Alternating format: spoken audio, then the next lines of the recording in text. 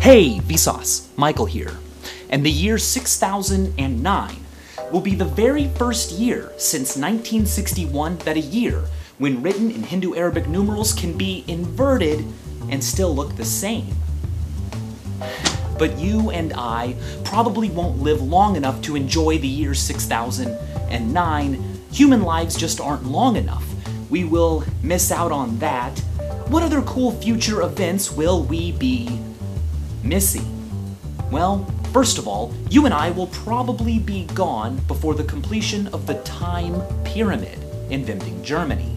It will eventually be a pile of 120 concrete blocks, but the builders are only adding one block every 10 years. Since beginning in 1993, they've added only the first 3. At this rate, the pyramid will be completed in the year 3183, the final block placed by our great more than 30 greats grandchildren.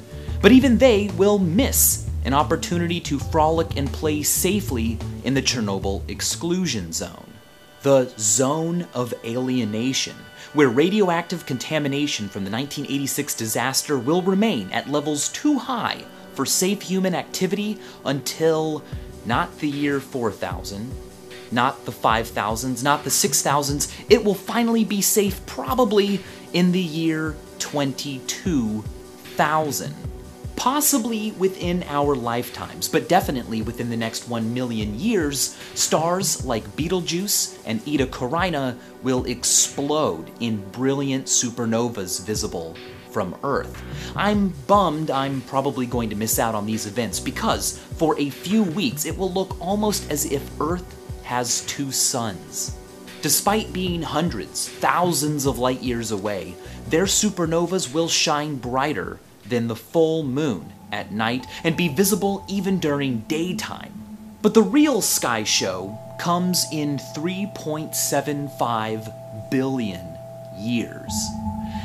Our galaxy is full of stars. Viewed from the surface of the Earth, they look like little drops of milk in the sky, which is why we call it the Milky Way galaxy. But all galaxies are named after milk. Milk, lactose, lactic, galactic, galaxies. And every drop of milk in the sky, every star that you can see, is inside our galaxy, the Milky Way. But there's a blurry, distant shape, this one. It's not a star, it's not a cloud of gas in our galaxy, it is an entirely different galaxy, the Andromeda galaxy, and it's 2.5 million light years away from our own. It contains twice as many stars as the Milky Way, and it is coming our way, headed toward us at 300 kilometers a second, faster than a bullet. Now right now, the sky looks like this. In 2 billion years, Andromeda will have approached so closely that people will look up at the sky and see this. In 3.75 billion years, the night sky will be like a scene from a science fiction movie or an awesome desktop wallpaper. Incredible. And kind of scary. After this scene, the sky will literally be glowing with the birth of new stars as the Milky Way and Andromeda collide, mixing up into a brilliant cosmic tie-dye. This simulation shows how Andromeda might collide with the Milky Way, but keep in mind that you are watching billions of years pass every second. These galaxies are moving fast, but they're also huge and covering even huger distances. They will collide in the future, but within the briefness of a single human life, they appear almost frozen, unmoving. A couple billion years after colliding, the cores of both galaxies will be married together in a bright glowing center. Earth, now a stepchild to what was once Andromeda, part of a new, bigger family called milkdromeda. It would be so cool to be alive to see our galaxy colliding with another. But don't get all FOMO, consumed by a fear of missing out. Because whatever life is around then will have plenty to envy us for.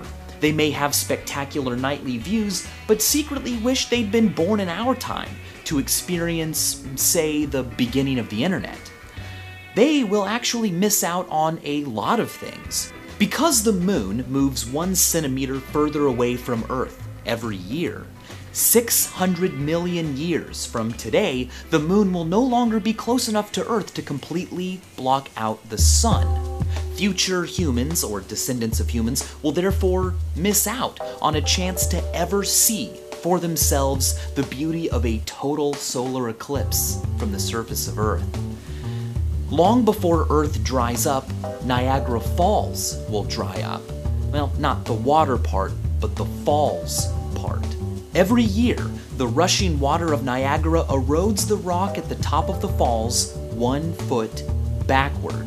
By the year 52,000, it will have eroded all the way to Lake Erie, and our progeny will have no Niagara Falls to enjoy. Granite has an erosion rate of about 1 inch per 10,000 years. So certainly by the year 7 million, Mount Rushmore, especially its faces, will no longer exist. And because they slowly get pulled in or ejected into space, in 50 to 100 million years, Saturn will no longer have its lovely rings. So life on Earth in the future might have awesome supernovas and galactic collisions to look forward to, but they probably won't have Niagara Falls, Mount Rushmore, total solar eclipses, or Saturn's rings. They also won't have you. But you have you. Except not all of it. Babies don't begin to form episodic memories right away, meaning that you missed out on. You don't remember 2 of the most seminal events in your life, your conception and your birth. But you can experience a bit of those moments right now.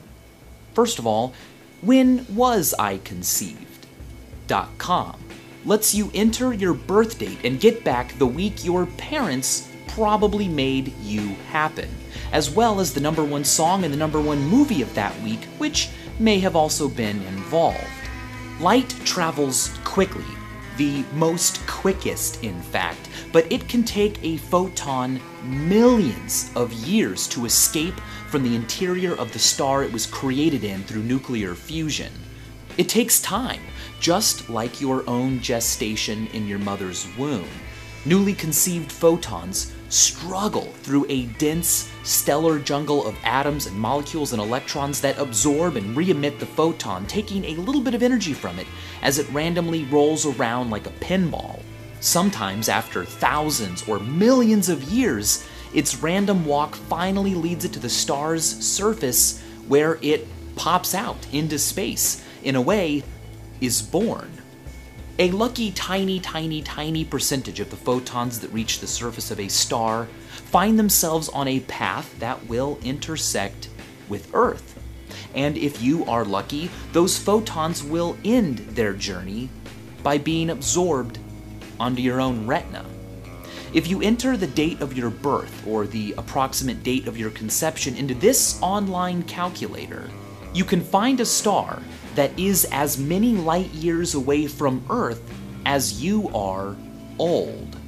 When you look up at that star today, you are seeing light that left the star the very month you were born, or photons that left that star and entered space when your entire body was just 1 cell. Space is really big, and your life is very short. But space is so gosh darn big, you don't have to miss out on everything. And as always, thanks for watching.